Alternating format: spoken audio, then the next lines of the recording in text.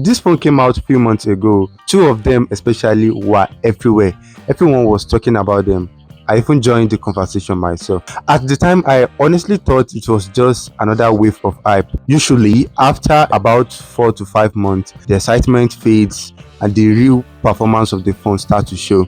But surprisingly, that wasn't the case here. These phones didn't just live up to the hype, they exceeded it. They've proven to be truly impressive. I wouldn't exactly call this phone budget phone because I've gotten into enough trouble using the word budget.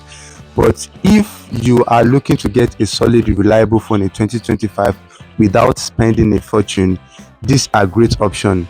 I'd say they fall more into mid-range or maybe budget mid-range category. They are not the cheapest, but they definitely give you the value for the money. Let's start with the Galaxy A26. There is no particular order here. Just because I'm mentioning this phone first doesn't mean it is better than others on this list. In fact, A26 wasn't even part of the hype. Like, it flew under the radar. No noise, no booze, just an underdog. But surprisingly, it turned out to be really impressive. One thing I really appreciate about the Galaxy A26 is the redesigned camera module on the back. It gives the phone a fresh, unique look and sets it apart from other series. This time around, Samsung didn't hold back. They gave us Gorilla Glass both on the front and on the back, which is a solid upgrade. The frame is still plastic though, but I was expecting a metal frame. Metal frame are more durable. You also get a micro SD slot for memory card expansion. There is no headphone jack. The display uses a U-notch design which feels a bit outdated in 2025, and the button bases are noticeably thick. IP67 dust and water resistance, which is a big plus when it comes to durability and protection. A side-mounted fingerprint sensor, which is fairly standard at this price point, but still appreciated for quick and easy access. You only get a single bottom firing speaker. The audio isn't anything special. The display is a 6.7-inch Super AMOLED panel with 120Hz refresh rate, 1080p resolution that is protected by Corning Gorilla Glass Features Plus. It is smooth, vibrant, sharp. The only thing missing here is the always on display feature, which some people might care about. One of my favorite things about this phone is that it is 5G capable. In fact, it is the only phone in this video that has 5G. So if 5G matters to you, this is definitely the one to consider. Under the hood, the phone is powered by the Exynos 1380 chipset running on Android 15. Here is where Samsung really stand out. They promised 6 years of major OS updates. That is something you won't find in most brands at this level. And on top of that, you get the cleanest and the most refined UI in the Android world, the One UI 7. The Exynos 1380 chipset performs really well, especially when it comes to handling demanding tasks and even gaming. In fact, it holds up better than the MediaTek Helio G100 in many cases. And since it is 5G capable, you are not just getting the speed, you are also getting power efficiency, which is a big win. If you are into performance, this is definitely a strong option. You've also got multiple of storage variants to choose from, and the storage is expandable thanks to the micro SD slot. The camera setup is pretty standard too. I mean, it is pretty solid. On the back we have a 50 megapixel wide lens, and on the front we have a 13 megapixel selfie camera. It can shoot some really good photos and video. In fact, the rear camera supports 4K video recording, while the front camera handles 1080p, which is more than enough for video calls or casual vlogging. Battery wise, it is powered by a 5000 mAh battery that supports 25 watt wired charging.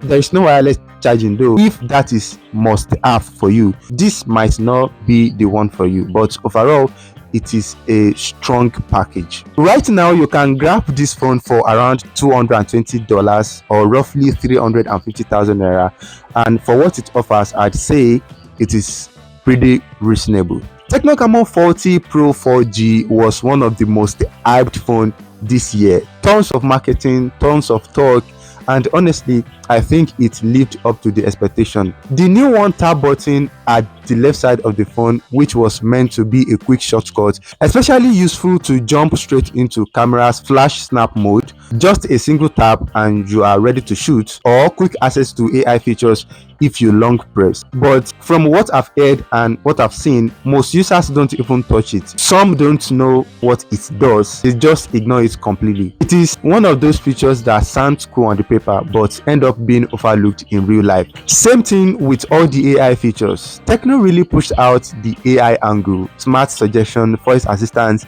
AI eraser, circuit to search, and all of that.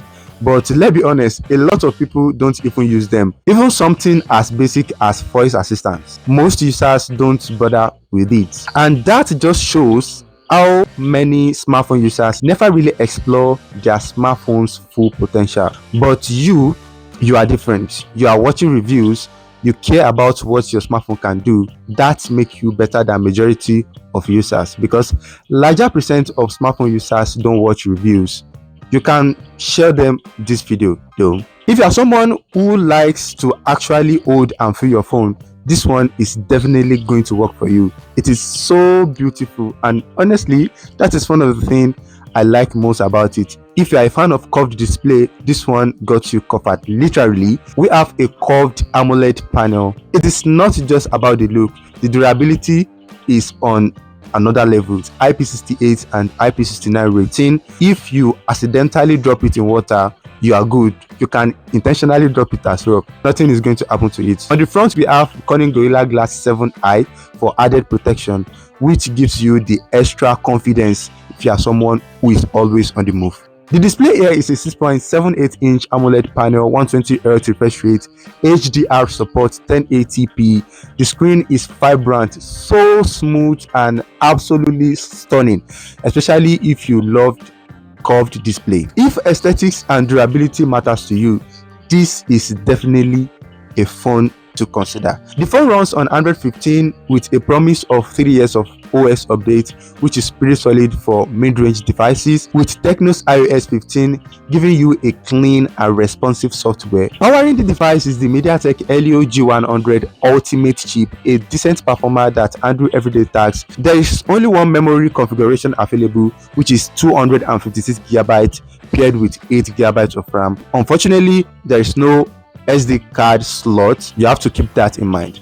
Camera wise, on the back we've got a 50 megapixel wide lens that takes some pretty decent photos, and on the front we have a 50 megapixel front camera. 50 megapixel might sound like a big number. In this case, it is just not about number. The performance holds up well too. There is another thing Tecno called dual system. If you have used Xiaomi phone before, you must have seen it or used it. It is the ability to use two phones inside a single phone. You are also getting stereo speakers which deliver loud and balanced sound, but there is no headphone jack. If you are still using wired earphone, you might need to get a Type-C adapter or go for the wireless earbuds. For security, the phone uses an under-display fingerprint sensor which is responsive and convenient. Powering everything is a 52 mAh power battery, a 45 watt wired charging which can take you from 0 to 100% under 30 minutes. It is right in the same ballpark as the Galaxy A26, around $220,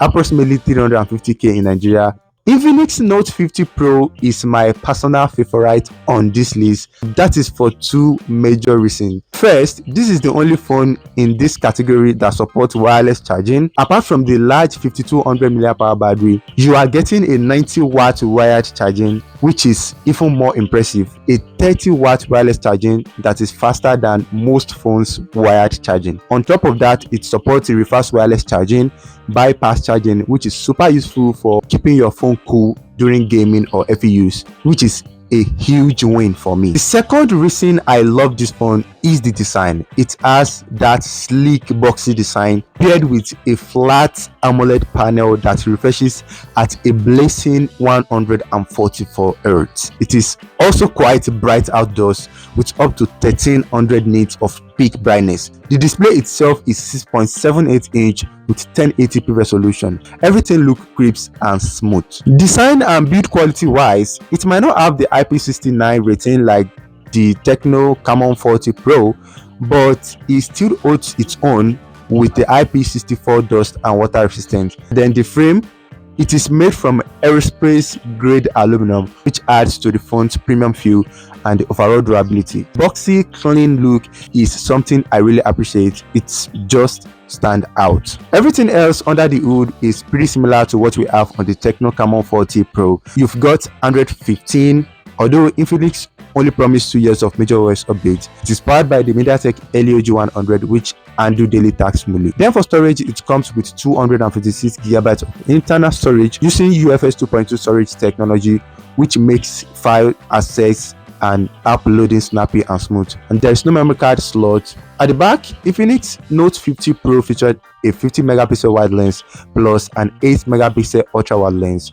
Both deliver impressive results. They can shoot up to 2K videos, which is solid. On the front, we have a 32 megapixel selfie camera, also holds up quite well whenever you are snapping selfie or you're hopping on a video call. We also get a stereo speaker for a more immersive sound experience. Like others, there is no headphone jack. You might want to invest in a good pair of wireless earbuds. When it comes to price, Infinix Note 50 Pro falls in the same price category as the other two phones, around 350,000 naira. You can simply go for the Tecno if you want that top tier durability, you are drawn by the curved screen and the beautiful design, or you like the dual space feature. Go for the Infinix Hot 50 Pro if you prefer the flat 144 Hz display, that boxy design and wireless charging. And then if you need 5G capabilities or Super AMOLED screen, a long software support, then the Galaxy A26 is the one you are looking at, as long as you can live with that notch design. So what do you think? Which one are you going for? Let me know in the comment section below. Thank you very much for watching this video. If you find it helpful, consider subscribing to the channel, like this video, and don't forget to turn on the notification bell so that you'll be the first to see anytime we drop a new video like this one. Catch you guys in the next one.